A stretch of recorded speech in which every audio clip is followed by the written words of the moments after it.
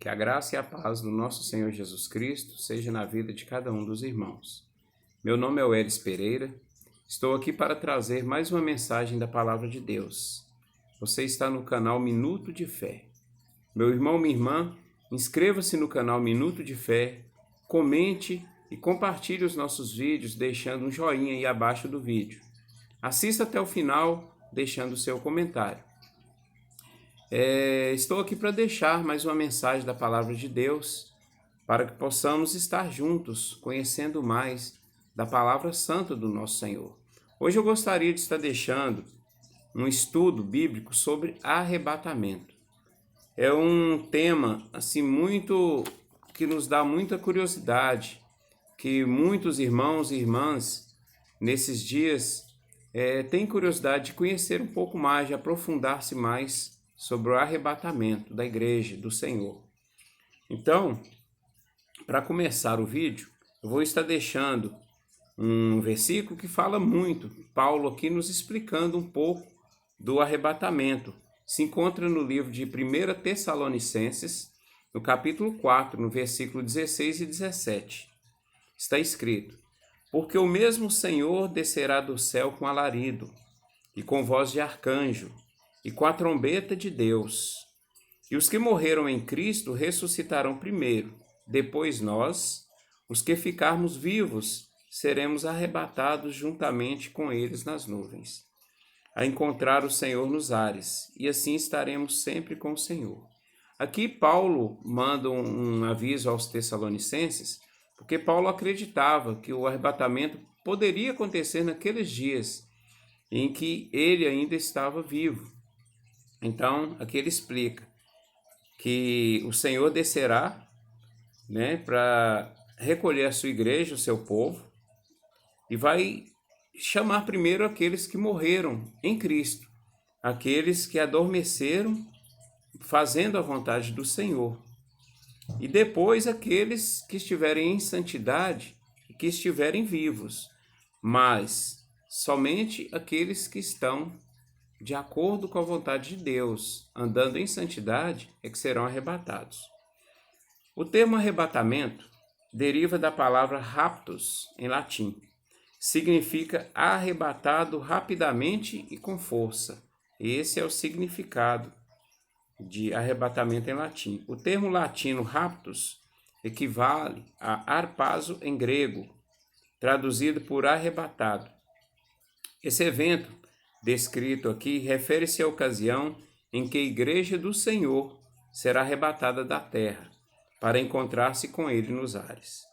O arrebatamento abrange apenas os salvos em Cristo. Instantes antes do arrebatamento, ao descer Cristo do céu para buscar sua igreja, ocorrerá a ressurreição dos que morreram em Cristo. É como eu falei aqui. Então, aqueles que morreram fazendo a vontade do Senhor, eles ressuscitarão primeiro para subir aos ares para encontrar com o Senhor Jesus. Não se trata da mesma ressurreição referida em Apocalipse 20, versículo 4. O que está escrito lá em Apocalipse 20, versículo 4? Está escrito assim, e vi tronos, e assentaram-se sobre eles aqueles a quem foi dado o poder de julgar. E vi as almas daqueles que foram degolados pelo testemunho de Jesus Cristo e pela palavra de Deus, e que não adoraram a besta nem a sua imagem, e não receberam sinal na testa, nem na mão, e viveram e reinaram com Cristo durante 1000 anos. Essa foi uma visão do apóstolo João sobre o final dos tempos. E aqui, o apóstolo João, ele tem essa visão dessa segunda ressurreição, a qual somente ocorrerá depois de Cristo voltar à terra, julgar os ímpios e prender Satanás, como está escrito em Apocalipse 19, 11, lá está escrito assim, e vi o céu aberto, e eis um cavalo branco, o que estava sentado sobre ele chama-se Fiel e Verdadeiro, e julga e peleja com justiça. Glórias a Deus. A ressurreição, essa que eu li de Apocalipse 20, versículo 4, tem a ver com os mártires da tribulação e possivelmente com os santos do Antigo Testamento, todos aqueles que no passado morreram em prol da obra de Deus. Ao mesmo tempo que ocorre a ressurreição dos mortos em Cristo, os crentes vivos serão transformados. Seus corpos se revestirão de imortalidade. Então todos receberão um corpo de glória para subir, para estar com o Senhor Jesus Cristo. Isso acontecerá num instante, num abrir e fechar de olhos.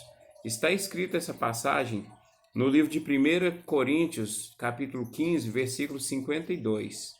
Está escrito lá: no momento, no abrir e fechar de olhos, ante a última trombeta, porque a trombeta soará, e os mortos ressuscitarão incorruptíveis, e nós seremos transformados. Então essa transformação vem sobre aqueles que serão arrebatados, para aqueles que serão salvos.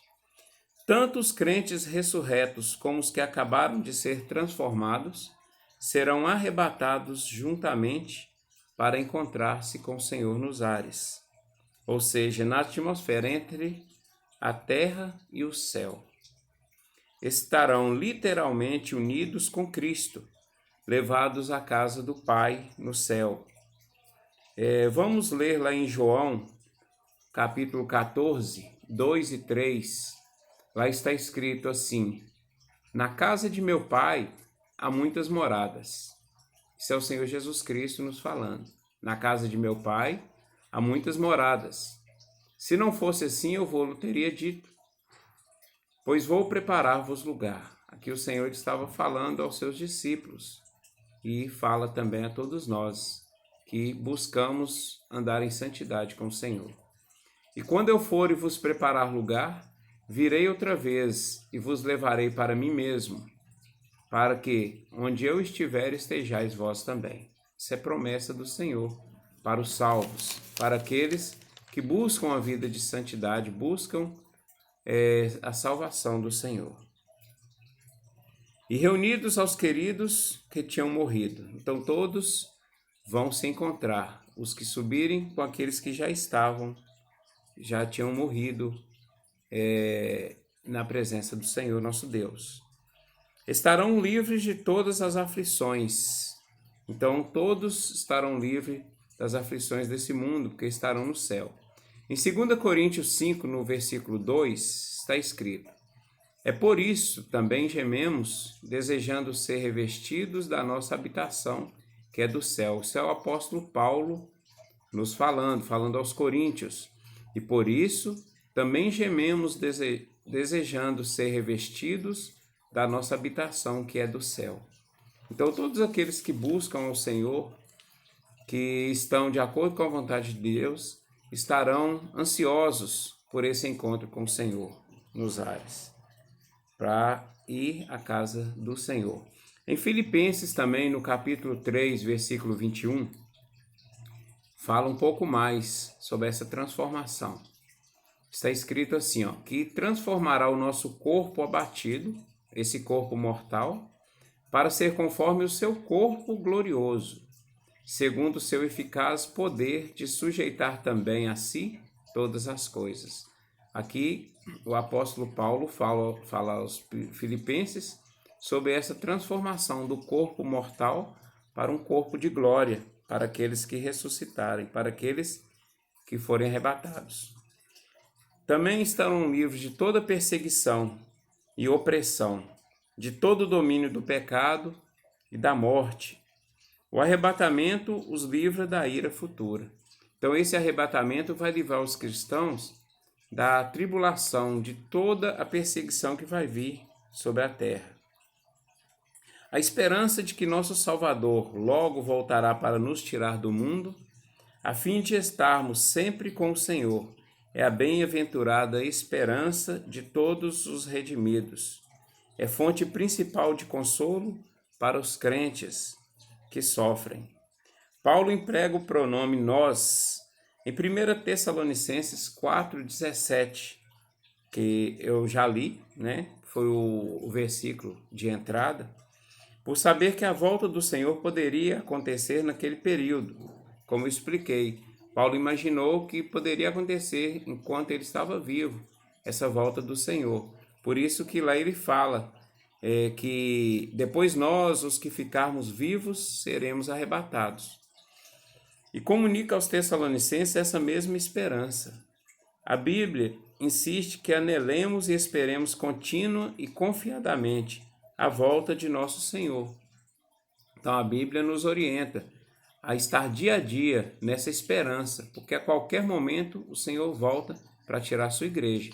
Então nós temos que estar a todo momento vigilantes em oração e em busca de santidade, para não acontecer do Senhor vir buscar a sua igreja e nós estiver em falta e ficarmos aqui nessa terra.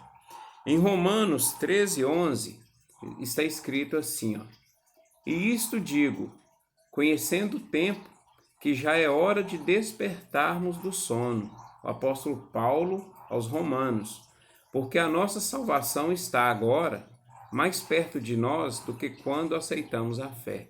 Essa mensagem é bem atual, porque serve para nós mesmos, porque hoje nós estamos mais perto do Senhor, conhecendo mais do Senhor do que quando nos convertemos. E o Senhor, cada dia mais, ele se aproxima de buscar a sua igreja. Quem está na igreja, ou seja, quem está convertido, mas não abandona o pecado e o mal, sendo assim fiel a Cristo, será deixado aqui no arrebatamento. Em Lucas 12:45, está escrito assim, mas se aquele servo disser em seu coração, o meu Senhor tarda em vir, e começar a espancar os criados e criadas, e a comer e a beber e a embriagar-se, virá o Senhor daquele servo no dia em que não espera. E numa hora que ele não sabe, separá-lo-á e lhe dará a sua parte com os infiéis. Então isso é o que vai acontecer para aquele que andar erradamente na hora que o Senhor voltar. Ele vai ficar, ele não vai subir com o Senhor para encontrar o Senhor nos ares. Os tais ficarão neste mundo e farão parte da igreja apóstata. A igreja apóstata, lá no livro de Apocalipse, fala muito sobre ela. Eu separei aqui um pequeno versículo que está em Apocalipse 17, versículo 1. Está escrito, e veio um dos 7 anjos que tinham as 7 taças e falou comigo dizendo, vem, mostrar-te-ei a condenação da grande prostituta que está sentada sobre muitas águas. Essa prostituta é a igreja apóstata, a igreja que não vai subir com o Senhor. E é muito grande a multidão dos que vão ficar. E vão estar sujeitos à ira de Deus. Depois do arrebatamento virá o dia do Senhor, um tempo de sofrimento e ira sobre os ímpios. Seguir-se-á a segunda fase da vinda de Cristo, quando então ele virá para julgar os ímpios e reinar sobre a terra. Está escrito lá em 24:44 no livro de Mateus. Vou ler primeiro 24:42. Está escrito assim, vigiai, pois, porque não sabeis a que hora há de vir o vosso Senhor. Essa é uma advertência do próprio Senhor Jesus Cristo para nós. Vigiai, pois, porque não sabeis a que hora há de vir o vosso Senhor. No versículo 44, para terminarmos, está escrito, por isso estai vós apercebidos também, porque o Filho do Homem há de vir, a hora em que não penseis. Então, numa hora em que todos nós estivermos tranquilos, estivermos achando que é tardia a vinda do Senhor, ele vem arrebatar a sua igreja. E é num piscar de olhos, é num momento assim inesperado. Então, por isso é importante a nossa vigilância, a nossa oração, estar constantemente buscando vigiar tudo que está acontecendo ao nosso redor, para nós não estarmos indo de acordo com as vontades desse mundo e acontecer do Senhor voltar e nós ficarmos para trás.